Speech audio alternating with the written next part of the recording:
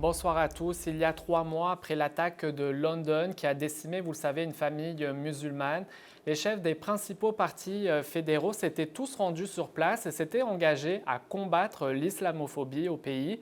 Or, jusqu'ici, dans cette campagne électorale, le sujet n'a été que très peu abordé. Là-dessus, le reportage de Camille Gréroy. Je suis musulman, posez-moi toutes vos questions. Avec ce slogan à bord d'une caravane, ce groupe de jeunes parcourt le pays ces jours-ci dans le but de rencontrer les Canadiens et combattre les préjugés sur l'islam, une personne à la fois. Ces conversations sur le sentiment anti-musulman, nous devons continuer de les avoir tout le temps, même après les événements tragiques, dit-il.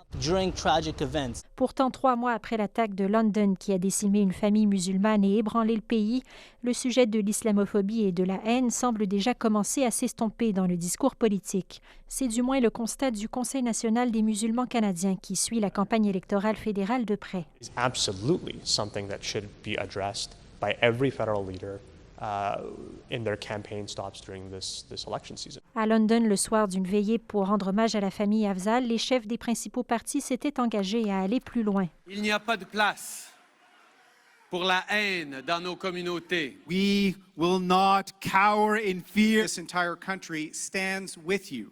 Peu après, le gouvernement fédéral organisait un sommet contre l'islamophobie.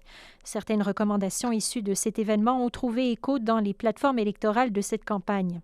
Les principaux partis se sont aussi tous engagés à légiférer contre le discours haineux en ligne, par exemple.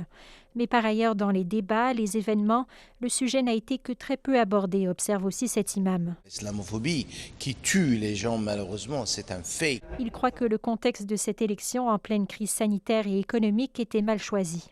Le musulman ici, c'est comme si on crie dans un théâtre, là où il y a des milliers, et tout le monde crie là, mais avec beaucoup de bruit qui se passe, on ne peut rien entendre. Pourtant, le sujet plus large du racisme touche tout le monde et tous les aspects de la société, rappelle cet organisme. I think racism does affect everybody, not just the people it targets, because it changes society. Pour les partis, il s'agit, dit-il, de présenter une vision pour changer la société.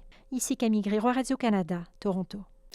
Et il y a 20 ans, jour pour jour, le monde retenait son souffle après les attentats du 11 septembre.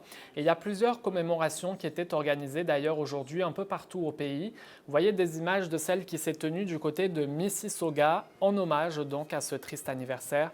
On se laisse sur ces images. Bonne soirée et à plus tard.